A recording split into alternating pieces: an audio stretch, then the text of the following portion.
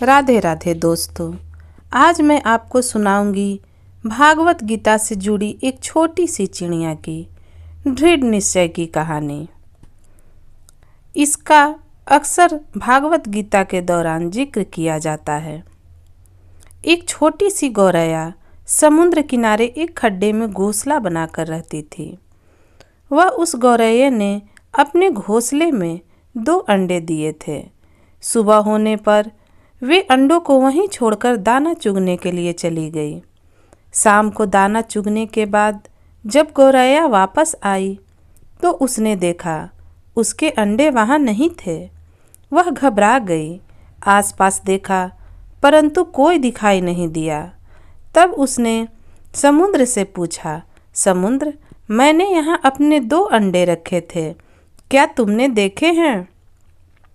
समुद्र हंसते हुए बोला, तेरे अंडे मुझे क्या पता। समुद्र के हंसने से गौरैया को बहुत दुख हुआ और उसने अंदाज़ा लगा लिया, हो न हो इसी ने मेरे अंडे रखे हैं। समुद्र से बोली, तुम्हारे अलावा यहाँ कोई और नहीं है, इसलिए तुम्हें ज़रूर पता होगा कि मेरे अंडे कहाँ हैं। तुमने ही मेरे अंडे चुराए हैं, मुझे मेरे अंडे वापस करो। गौरैया की बात सुनकर समुद्र को फिर से हंसी आ गई और वह फिर से बोला, मुझे नहीं पता तुम्हारे अंडे कहाँ हैं, ढूंढ सकती हो तो ढूंढ लो।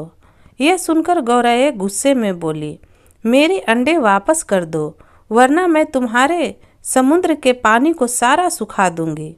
यह सुनकर समुद्र गौरैया पर फिर से हंसने लगा। गौरैया गुस्से में एकटक समुद्र को देखने लगी और बार बार कहने लगी, समुद्र, मेरे अंडे लौटा दो, नहीं तो मैं तुम्हें सुखा दूंगी। लेकिन समुद्र को अभिमान हो गया था, लहरें आती और जाती रहती। गौरैया उन्हें एक तरफ देखती रहती। गौरैया समुद्र से बोली, तुम ऐसे नहीं मानोगे, अब मैं तुम्हारा सारा पानी सुखाकर ही रहूंगी। ऐसा कहकर गौरैया अपनी नन्ही सी छोटी सी चोंच से समुद्र का पानी लेती और किनारे पर डाल देती। इस तरह करते करते सुबह से शाम हो गई। शाम के समय अन्य पक्षी उसे देखने के लिए आए और बोले, अरे गौरैया, तुम दाना चुगने क्यों नहीं आई? परंतु गौरैया गुस्से में थी, वो कुछ नहीं बोली, बस अपनी चोंच में समुद्र से पानी लेकर के किनारे पर डाल देती। सभी पक्षियों ने उसे बहुत समझाया कि यह कार्य असंभव है, समुद्र का पानी भला कौन सुखा सकता है। लेकिन गौरैया बोली, मैंने प्रण किया है, मैं इस समुद्र का पानी सुखाकर ही रहूंगी, जिससे मुझे मेरे अंडे वापस मिल जाएं। गौरैया के ऐसे दृढ़ निश्चय से अपने काम में वो लगी रही। जब वो थक जाती तो थोड़ी देर के लिए रुक जाती और फिर अपने काम में लग जाती। यह सिलसिला 3 से 4 दिनों तक चलता रहा और गौरैया का स्वास्थ्य भी धीरे धीरे यह देखकर सभी पशु पक्षी को उसकी चिंता सताने लगी। सबने मिलकर एक योजना बनाई। सब मिलकर पक्षियों के राजा गरुड़ देव के पास पहुँचे और उन्होंने गरुड़ देव महाराज से बोला, महाराज, यह नन्ही सी गौरैया अपनी जिद पर अड़ी हुई है और इतने विशाल समुद्र का पानी सुखाने का प्रयास कर रही है, जो कि असंभव कार्य है, और आप उसकी मदद कीजिए। यह सुनकर गरुड़ देव समुद्र तट पर पहुँचे और गौरैया के से बोले, अरे गौरैया, यह तुम क्या कर रही हो? तुम्हारी हम कुछ मदद कर दें?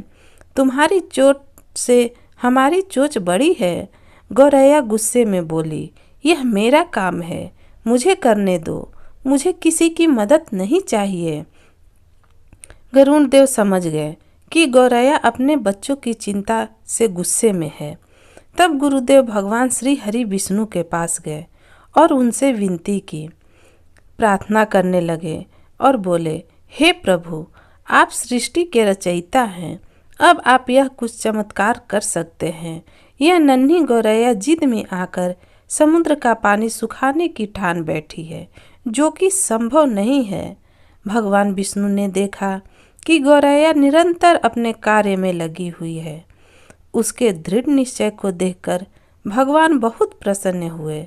श्री हरि विष्णु ने समुद्र देव से पीछे हटकर गौरैया के अंडे लौटाने को कहा, तो भगवान विष्णु की आज्ञा अनुसार समुद्र पीछे हट गया और गौरैया ने उसमें से अपने अंडे निकाल लिए और वह खुशी से बोली, देखा, मैंने कर दिखाया।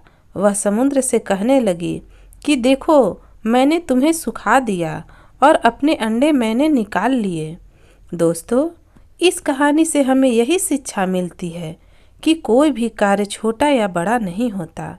यदि दृढ़ निश्चय कर ले तो असंभव कार्य भी संभव हो जाता है और भगवान भी हमारी मदद करते हैं, पूर्ण रूप से हमारी मदद